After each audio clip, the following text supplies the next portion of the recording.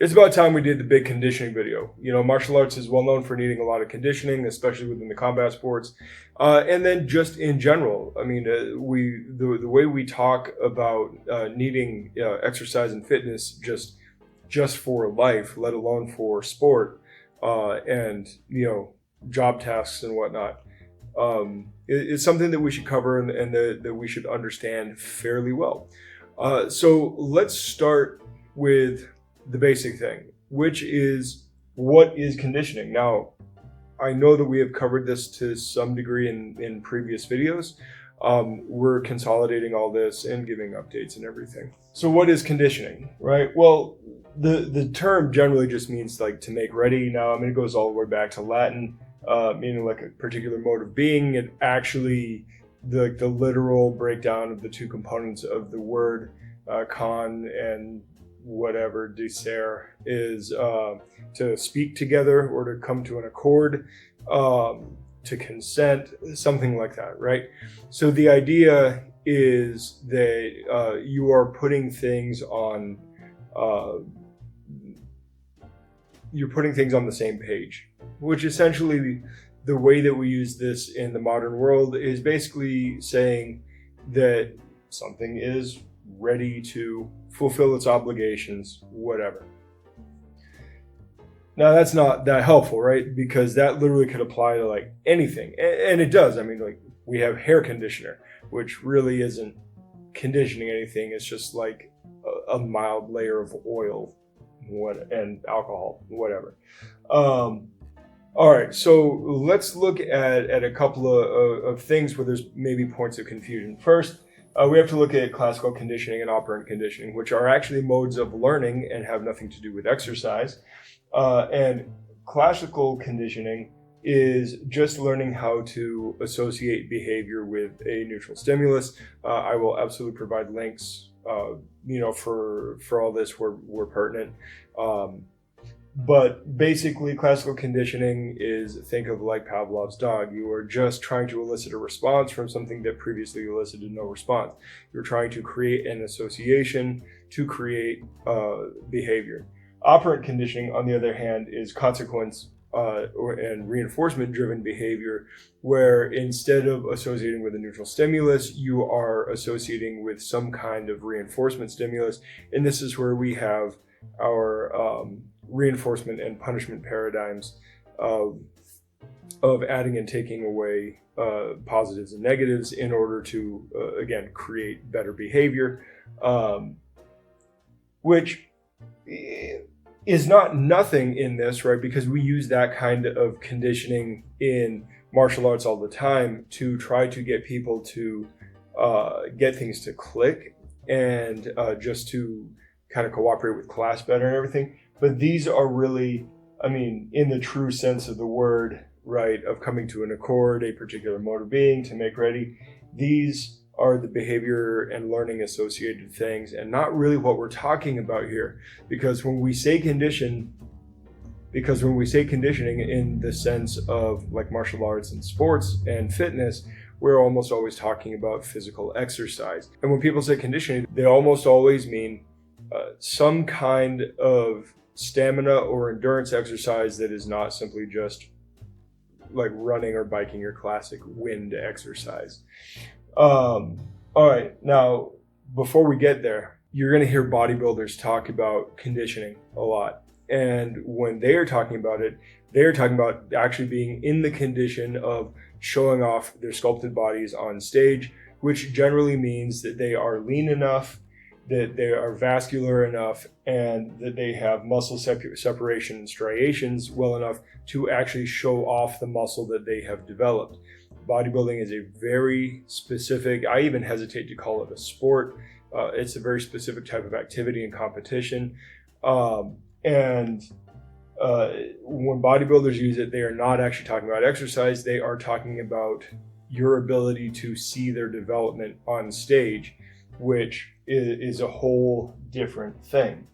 Then when we get into fitness and sports, we actually have basically, if we want to break this down into kind of the most general term, what we're talking about is kind of sport-specific attribute development, but it's not always quite that specific. because we have our SPP and GPP. We'll get there in a second. But generally speaking, right, we're talking cardio, we're talking stamina and endurance, and also strength endurance, because depending on the sport, you might need different qualities developed. And almost always it turns into lots and lots of general cardiovascular training, running drills for whatever the sport requires, and then doing a lot of additional, like, calisthenics or light resistance, long endurance kind of stuff, or intervals or whatever. So that being that, now, like I said, we've got our SPP and GPP here, right? These stand for specific physical preparedness, which is just another way to say conditioning. This is as close to a synonym for conditioning as you can get. And then general physical preparedness, basically meaning that it is not trying to develop any attribute related to a specific task, but in general is trying to, for lack of a better term, boost health and fitness markers up, which we do have some, and we have been over in previous videos. So this is all important stuff, and this is laying the foundation for what we're going to be talking about here. So in general, we are going to be talking about our SPP and GPP here. We are not going to be talking about bodybuilding. We're not going to really be talking about learning and behavior, and we're of course not going to be talking about etymology, even though that stuff is fun. So let's move on. So now that we know that we're talking about specific and general physical preparedness, we need to ask then, what attributes are we even developing, right? What are we preparing for, and how are we preparing, right? So again, we've talked about all these attributes in the past, but let's put them all under one roof here, right? So we have strength. It's the one I like talking about the most. Which is basically just your force production, your ability to move mass. Then we have speed and power. Now, speed itself is just your ability to move rapidly, velocity, of course, being in a specific direction. And there are a lot of tasks that do require you to be fast, and developing speed is actually a useful skill. And then there's power, which is, of course, applying your force production with speed to create that. And of course, we then have endurance or stamina training. We're not going to get into the difference between endurance and stamina. They are different, not enough to make a difference for this video, but that's going to be your work capacity, right? And so this is your force, work, and power equations if you were to do these out in physics. And of course, power is not getting a subtitle because power is the actual term.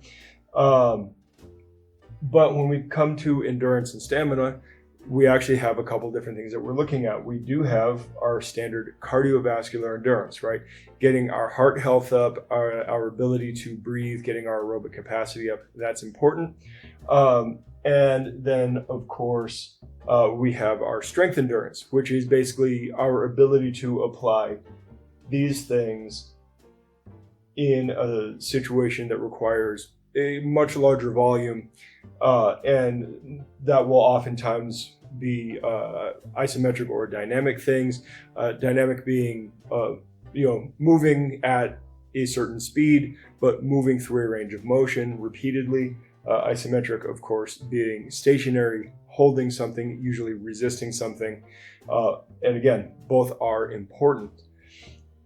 Then, of course, if we're talking about skills, of course, you have your task-specific things, but more generally, you have agility and dexterity, which, again, are different, but we're not going to sit there and break them down, and precision and accuracy, which are, again, also different, but we're not going to break them down. But those are going to be skill-based, and then you can apply those other athletic attributes onto your skill base where necessary and where relevant, we're not deleterious, all of that.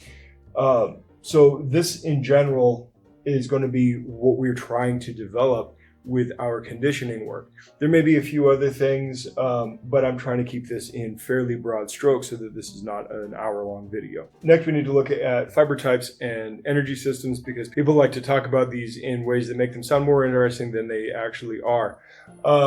Basically, with our fiber types, We're not going to get into specific nomenclature and all of that, but basically you have fast and slow twitch fibers, your type 1s and type 2s. Type 2s are the fast, type 1s are the slows. It's more complicated than that, but just dig it. And then we have some transitional fibers, type 2X fibers, that seem to differentiate towards their attributes based on your training.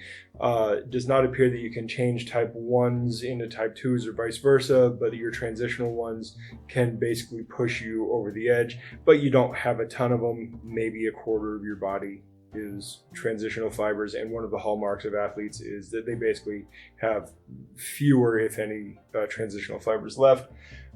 Basically, also, we cannot reasonably detect what kind of fiber type dominance you have, and for the most part, your training takes care of it. You just train in the direction for the attributes you want. Yes, you're going to have a genetic ceiling. We all do. Nobody knows what it is, and you just train like you don't have a ceiling and say hi when you get there. All right, then we got to look at the energy systems. So, of course, we have your ATP-CP system, which is it's basically your sprint system. You got like 30 seconds and go. It's your heavy lifting system, right? You just have this rapid turnover of ATP, instantaneous energy, boom, go, right? It only lasts, like your peak stuff is like 10 seconds and it lasts up to like 30 seconds. Glycolytic, right? It takes over after that, where you're actually using stored energy in the muscle fibers and whatnot. And it can last up to a couple of minutes, 2 to 3 minutes, depending on what resources you're looking at and who you ask, but a couple of minutes. Probably won't take you a full boxing round or MMA round, but maybe, but probably not. You're still going to need your aerobic system for that. And then, of course, you have your aerobic system, which once you kind of break that 3-minute mark, you know that you're into the aerobic territory. And that is where you are using the uptake of oxygen to start producing energy. And of course, with each of these, your available intensity level drops considerably. So most intense to least intense. And the fact is that, honestly, you're going to be training across all three, and there's a lot of transition between them depending on the task you do. It's not really worth spending a ton of time going very, very specific about it. Basically, if you do a combination of heavy work, fast work, and long duration work, you're going to be hitting all of them. So you're going to be fine. So as long as you kind of keep your conditioning varied, you're good there. So again, with most of this stuff, it's not near as interesting as people make it sound. I mean, it's biologically very interesting. It's great for researchers and whatnot. But as far as the functional side of getting on the mat and training, it's a lot less interesting. And it's not going to change a lot about the training prescriptions, because ultimately you're just going to be training and these things will kind of sort themselves out. Of course, we went over this recently, but I feel I should bring it up again. The CDC and the government's health wing, which, take it with a grain of salt, has recommended 150 minutes a week of moderate intensity exercise or 75 minutes per week of vigorous exercise, which basically what they're saying is that 1 minute of vigorous exercise should be equal to about 2 minutes of moderate. And they actually do have guidelines, these will be in the links, for target heart rate in there. You got to figure out your max heart rate, the equations on their website.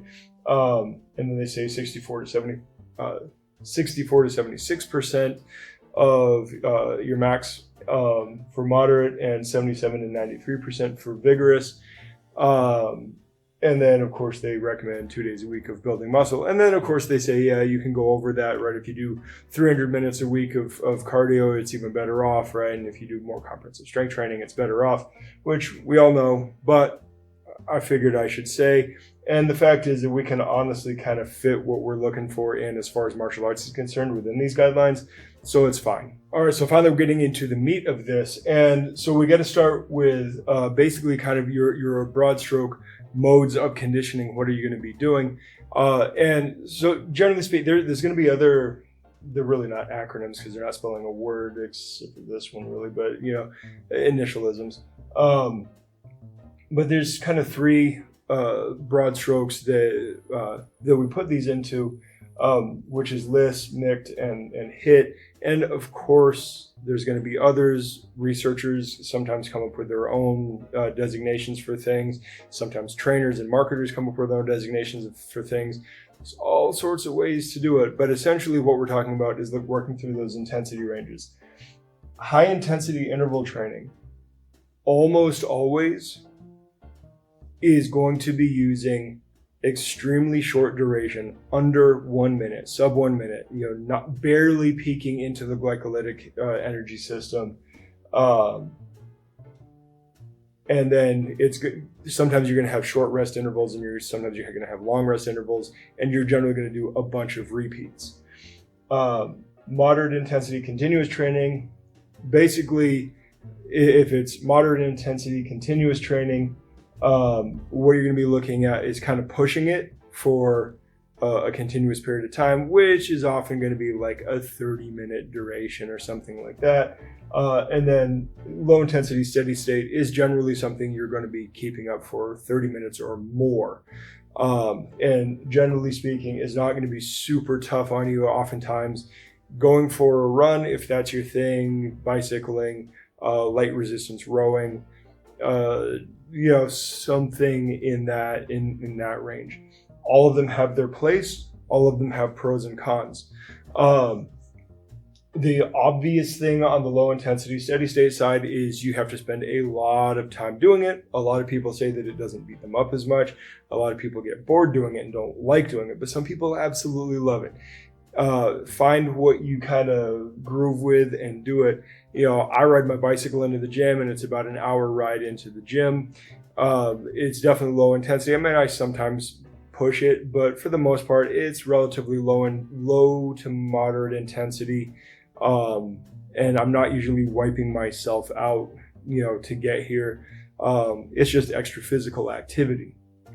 The moderate intensity continuous training is going to be a much more dedicated activity, but continuous training indicates that it is going to be something that you are not going to be rep limited on. It's going to be something that you can do repeatedly for a period of time, which may in fact be higher resistance, assault bike or a ski erg or a rower or something that has some resistance on it, but something that you can do a lot of, for a while, 20, 30 minutes. And then, of course, you have your high intensity interval training. High intensity basically just cannot be kept up, and you almost certainly have to do it in intervals. And this is where it's going to be anything from all out efforts, sprint repeats, either running or on a bicycle or a rower or something like that, all the way up to, some people will do it with resistance exercise like you see in CrossFit and whatnot, which may not be the best use of your time, but, people do it. So that's kind of what we're looking at there. And again, we can get more granular than that. It's not really necessary for what we're going to be doing here, and you'll see why in a minute. Now we get to the modes that you can actually select from. And again, we're keeping these in fairly broad strokes, but if you pick steady state, you are pretty much going to be picking one exercise, and you're just going to be going for time, distance, or work. Now, typically speaking, with steady state, it is going to be something like, running, cycling, and low or no resistance rowing. However, it doesn't have to be. Like you could go out and you could do road work. You could actually shadow box, although I think that would be done better with intervals. Same thing with bag work, pad work, and sparring. But you can get creative, but essentially you're going to be wanting to pick one exercise that you can just groove, turn your mind off, and go. And you're going to be doing that for the duration of time, which I would argue is going to have to be anywhere between 20 minutes and forever. And then we get to our intervals. And with our intervals, of course, we have the legendary Tabata Protocol, right, which was done with cycle sprinting, and it was 20 seconds on, 10 seconds off, times 8. And at least one early study showed that, you could get done in 2 days what people were getting done in 3 days. I imagine that because of the high intensity nature of it, it's probably close to work capacity equated, though. Seriously, when you look at some of the studies on this stuff, basically higher intensity and lower intensity, once you equate them for actual work done, they seem to be roughly equivalent as far as adaptations go. And the intervals, the higher intensity you go, at least in untrained people, it does seem like you get a little bit more like muscle damage and fatigue. I'm only seeing a little bit of research on that, and a lot of that seems to be in untrained people. And with the repeated bout effect, you should be minimizing. Basically, repeated bout effect is going to develop protective systems that allow you to come away from exercise less sore, which allows you to get basically more gains better, because you're not taking as much time to recover for the next one, and you're not going to be as prohibited from inflammation and muscle damage and whatnot, for the next round. That being said, intervals still have their place, and sometimes they are incredibly sport specific. For instance, martial arts, sports competition, combat sports all pretty much run in rounds. And so you'd be very, very well served doing specific rounds, but you can do less specific rounds as well. There are all sorts of time intervals that you can use. And again, sometimes you're going to be looking at shorter duration rests, sometimes longer duration rests. Typically speaking for us, I wouldn't recommend going beyond a 5-minute round. There are some competitions that have like 10 or 15-minute rounds or a single 30-minute round, and that's fine. And if you're competing for that, then you're going to have to deal with that. And that just may be best served by doing sparring and drilling for those time durations with some intensity. But if you're going to be putting in like high intensity, vigorous intensity, I recommend like 3 to 5 minute rounds. Even 5-minute rounds feels like it pushes it a bit sometimes, and just equating the volume done and doing 3-minute rounds might actually serve you better, because that puts you right on the edge of the glycolytic, lets you recover, blah blah blah. And then of course you can do circuits. You can string exercises together, and basically you can do a circuit, have a rest, or do a circuit and just do continuous circuits. If they're varied enough, you can basically treat a circuit like both intervals and steady state at the same time, where everything that you do is going to be kind of like giving the previous thing a rest. And so by the time you circle around to the front, that one thing that you were doing might end up being somewhat semi-fresh again. And you can do that again, and you do it for a certain number of circuits. And certain things lend themselves to that and certain things don't. Obviously, Strongman does the medleys, and CrossFit has some complexes, and there's some cool things that you can do with that. Circuits are totally useful. I would probably use them more for strength endurance and probably not as much for cardio, but there's some cool stuff there. And then of course we have, again, some fairly famous ones, and again made very popular by the CrossFit community. You have your Amrap sets, as many reps as possible, which is generally going to be done in rounds. You hit the clock, you do as many reps as possible, then you get a rest. Usually speaking, this is going to be a failure set, which means you're not going to have a ton of repeats in you. So you're probably not going to get a ton of these out. And if you do, you're going to have to put some significant rest in between. I mean, you'd almost have to do like strength training rest 3 minutes plus. And I say have to because I think that's optimal. You can do whatever you want. You're an adult.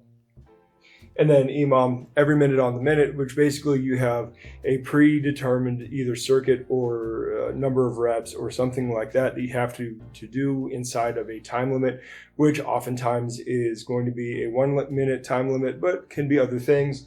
And basically whatever time you have left at the interval is the rest that you get. And then when the minute timer goes off again, you start again.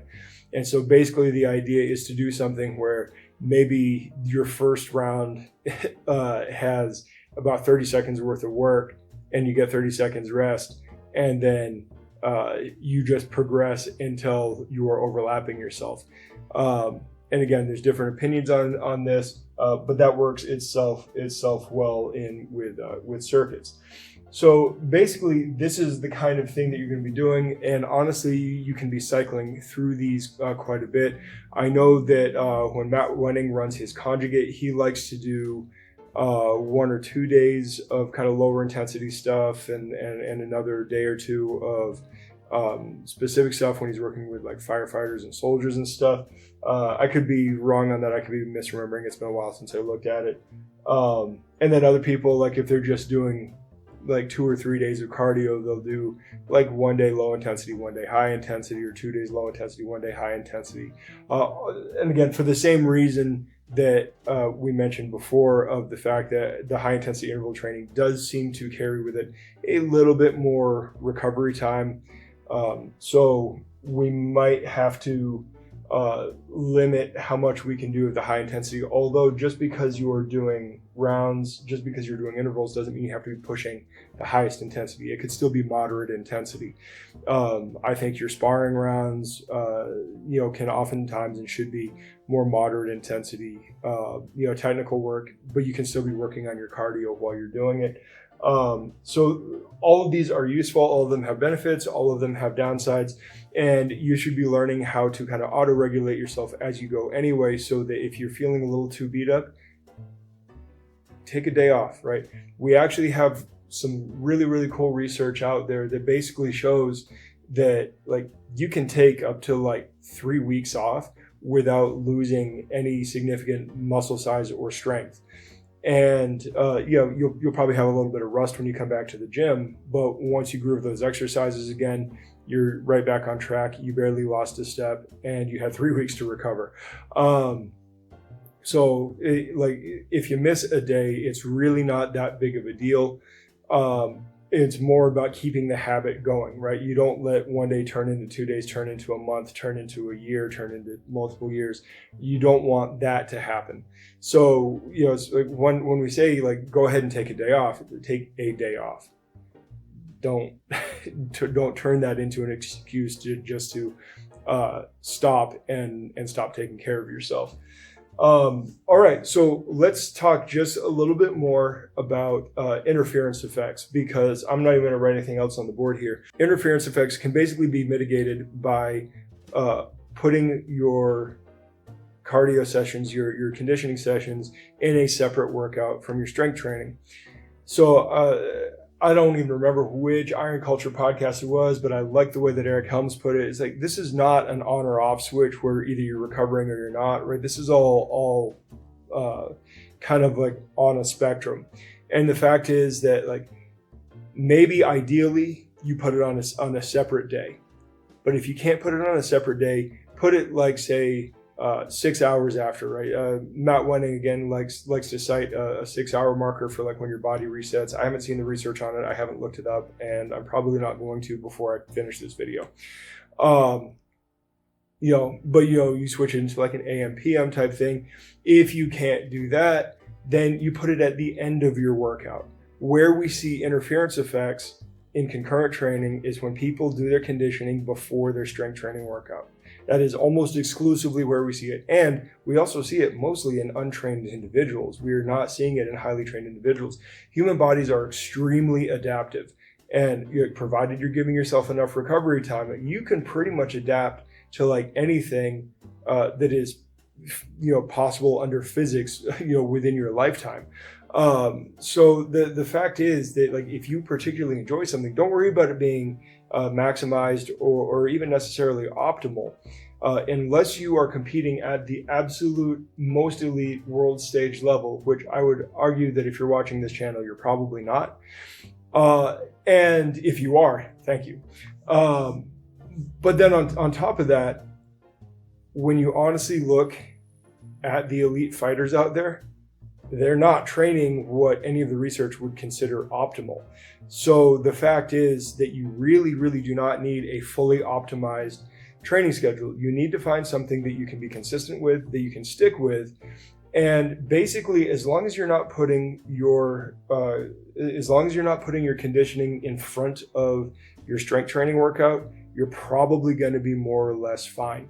And yes, if you're doing high intensity stuff, you might almost want to consider it like doing extra volume on your strength training just for the sake of the muscle damage and all that, and include it in the volume just so you're not pushing yourself too hard. But again, figure yourself out. Some people really thrive on high volume. Some people really thrive on low volume. Some people can split it both ways. And I don't know you personally, and I probably couldn't tell you without training you for 6 months anyway. So the fact is that you're going to have to kind of be your own coach on that and just take it step by step, make small changes, record the changes, record how you feel, record how you're recovering, and take it from there. So I think that we're going to go ahead and cut it there, because what I'm not doing here is giving you a specific program, but giving you an idea on what conditioning is and where it can fit in your program. And again, right, conditioning is an ultra broad, to the point of almost being useless kind of word. But if we're talking about general and physical prepared, or if we're talking about general and specific physical preparedness, then basically you're going to do stuff that is just trying to hit health markers for your general, and you're going to be doing stuff that is a little more sport specific for your specific. And just to reiterate something else that I have recorded recently, please do not add weight to your skill work. That is not the way to do your conditioning. Just do your skill work with proper intensity and for proper duration, and let that be its own thing. You are not doing yourself any benefit. Oh yeah, one more thing. Breath trainers are absolutely bullshit. We covered this a long time ago. The research hasn't changed. Anything that you're doing to occlude your uptake of oxygen only is making your workout worse. It is not actually increasing your VO2 max, which is actually the desired result of such a thing. It is not having any positive benefit. Yes, they do slightly increase the actual strength of your inhale-exhale, but it doesn't actually allow your body to absorb any more oxygen. And because we do not absorb all of the oxygen nor expel all of the CO2 that we take in and produce, it is completely pointless. It is absolutely completely pointless. So do not cover your face. Don't put on a snorkel. Don't get Boss Rutan saying I love Boss, but it's a stupid machine. All it does is make your workouts worse. It doesn't give you any positive adaptations that are actually functional or usable. There is no point to training with them. The only thing that you might be able to say is you got to wear a mouthpiece during your combat sports bouts, at least the striking ones. So you might want to train with a mouthpiece in to get accustomed to that. But that is a very specific thing for a specific task. And, other than that, yeah, I've seen people put a snorkel in. I believe that Vanderlei did that for a while. Yeah, no, don't do it. Don't do it. It doesn't actually help. Totally placebo effect at the very best. And, at the worst, it just makes your workouts way worse. So don't do it. All right, that is it for this video. And I hope that it didn't go on for too long. I hope that it was informative. Please, by all means, discuss and berate me in the comments below. You know I'm right, but you're still going to argue with me. And I will talk to you guys later. Good journey. Hey, thanks for watching. Like, subscribe, share, do all the other social media stuff. You can check out our other socials, as well as take a look at some of the merchandise that we have for offer in the links below. And if you happen to be in the Phoenix metro area, stop in, come in for a class, come in just to say hi. We'd love to meet you. Until next time, good journey.